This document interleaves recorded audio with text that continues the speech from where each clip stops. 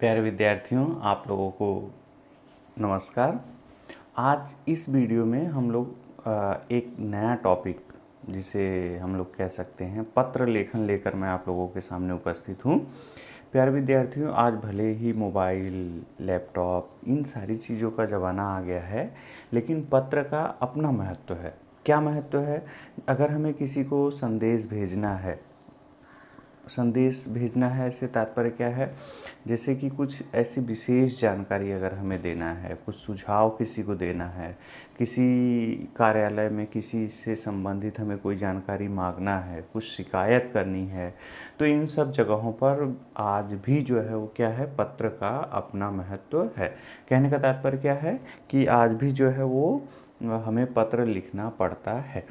तो पत्र जो लिखे जाते हैं, वो पत्र के कितने प्रकार हैं, पत्र के कौन कौन से अंग हैं, पत्र लिखने का क्या तरीका होगा, इन सब चीज़ों के बारे में आज हम लोग क्या करेंगे, जानकारी इकट्ठा करेंगे। आप लोग ये वीडियो देख लोगे। ये वीडियो देख लेने के बाद में आपको क्या करना है, आपको पत्र लिखना है, और वो पत्र लिख के इतनी सुंदर अक्षर में पत्र लिख के जो है फिर मुझे आप लोग भेजोगे, जिससे मैं आप समझ जाऊंगा कि आप लोगों को पत्र लिखने की कला आ गई है। तो सबसे पहले हम लोग देखेंगे कि किन किन चीज़ों का जो है इसमें समावेश होता है। तो अभी आप लोग ध्यान से देख रहे होंगे पत्र लेखन। पत्र लेखन के मुख्य रूप से दो प्रकार हैं, औपचारिक पत्र और अनौपचारिक पत्र।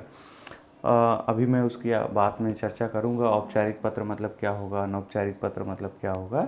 आज का इस वीडियो जो है मुख्य रूप से अनौपचारिक पत्र के बारे में आप लोगों को क्या करना है, पढ़ना है। तो अभी हम लोग क्या करेंगे, ध्यान से देखेंगे क्या है।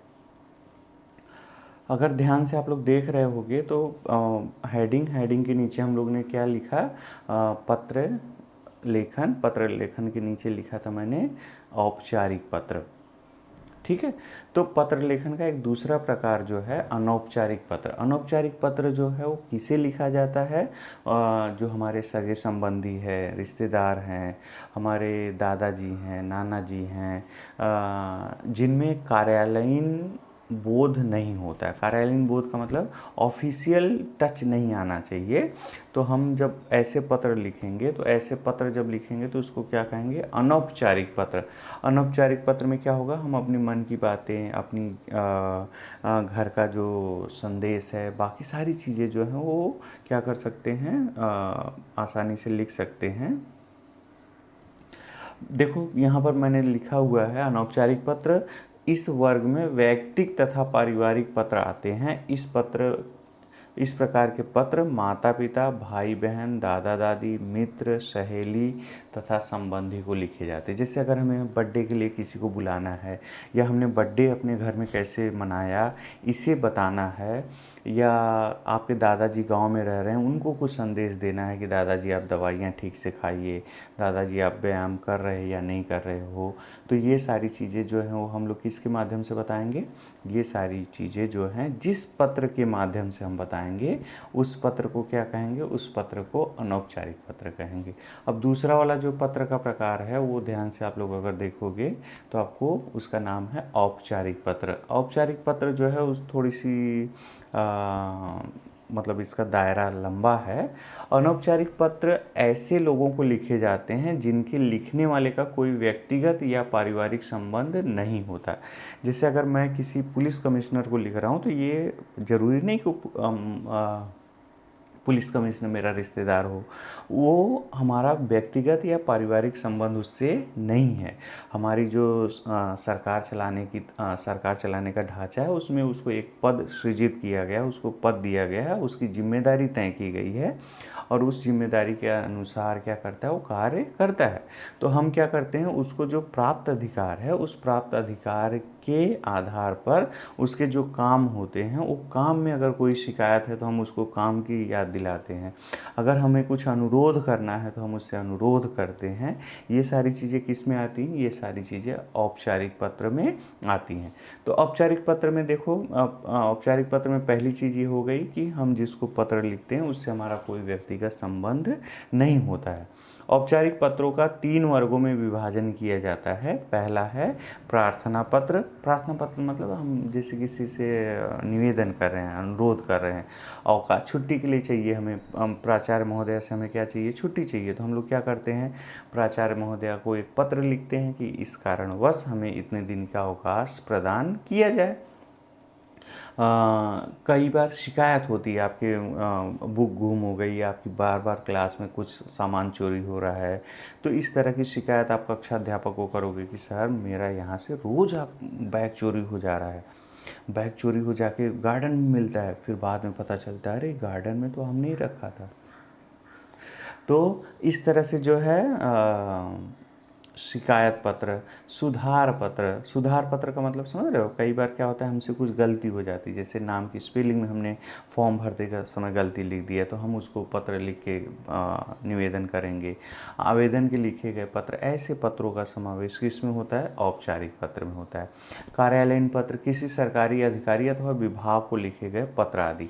इसमें दो चीज़ हैं। कार्यालयीन पत्र का मतलब जैसे मैं भी किसी कार्यालय को पत्र लिख सकता हूँ, या एक कार्यालय दूसरे कार्यालय को भी पत्र लिखता है। जैसे मान लो केंद्रीय विद्यालय आईआईटी पवई केंद्रीय विद्यालय भांडुप को पत्र लिखेगा कि हमारे यहाँ पर इस तरह का कार्यक्रम का आयोजन हो रहा है, आप अपने यहाँ से 5 शिक्षकों को हमारे स्कूल में भेज दीजिए।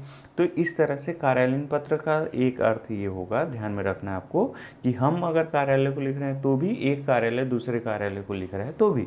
व्यावसायिक पत्र, कई बार क्या होता है दुकानदार, प्रकाशक, प्रकाशक मतलब जो किताब वगैरह छापते हैं वो, व्यापारी, कंपनी आदि को हम पत्र लिखते हैं।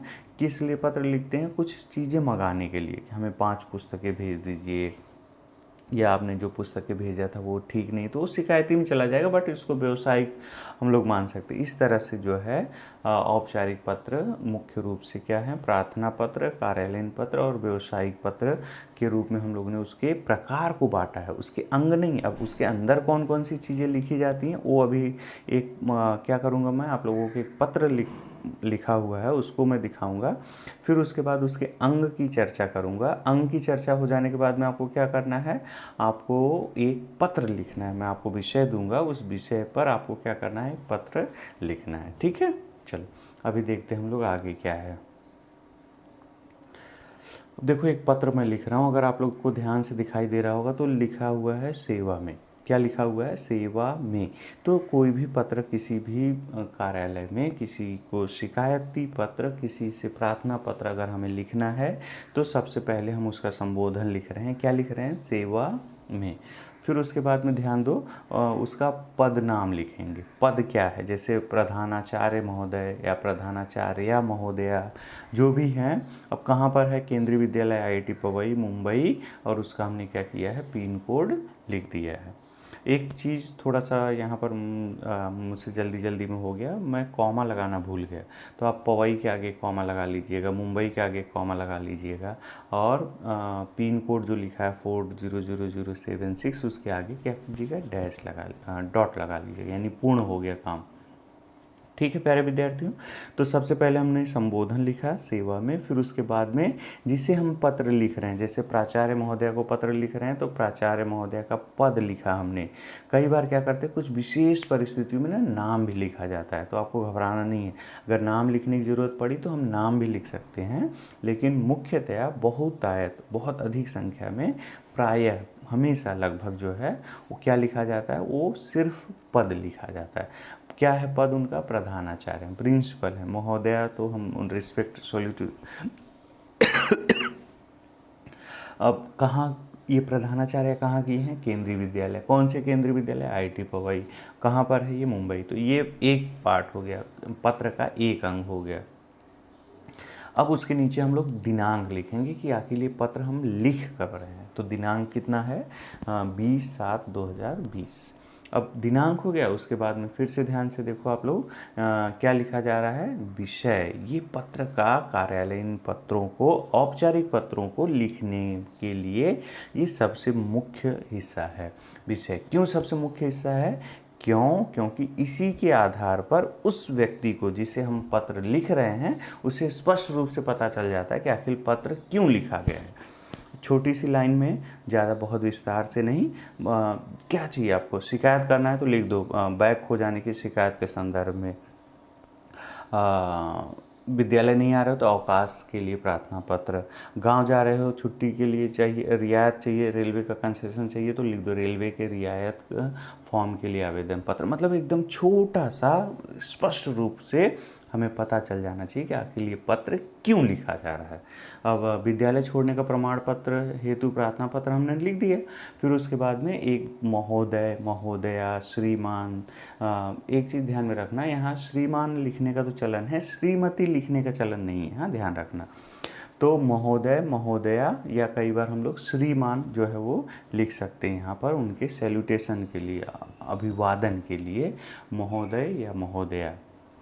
अब देखो ये पत्र का ना पहला भाग है, इसको बोलते हैं विषय वस्तु। क्या कहते हैं, विषय वस्तु। इस पहले वाले भाग में कोशिश ये की जाती है कि आप जो पत्र जो लिख रहा है, यानी जिसको लिख रहा है नहीं, जो लिख रहा है उसकी सामान्य जानकारी और क्यों आखिर लोग पत्र लिखने का जरिया क्या है, कारण क्या है, वो स्पष्ट हो जाना चाहिए। जैसे यहाँ पर ध्यान देखो, सविनय निवेदन है कि मैं आपके विद्यालय की छठी अ, ठीक है, कई बार उसको छठवीं अ भी लिखते हैं, कोई दिक्कत नहीं है, का छात्र हूँ। मेरे पिताजी का स्थानांतरण मतलब तबादला राजस्थान के जयपुर शहर में हो गया है। पिताजी के साथ पूरा परिवार भी जोधपुर, वहाँ जयपुर आएगा,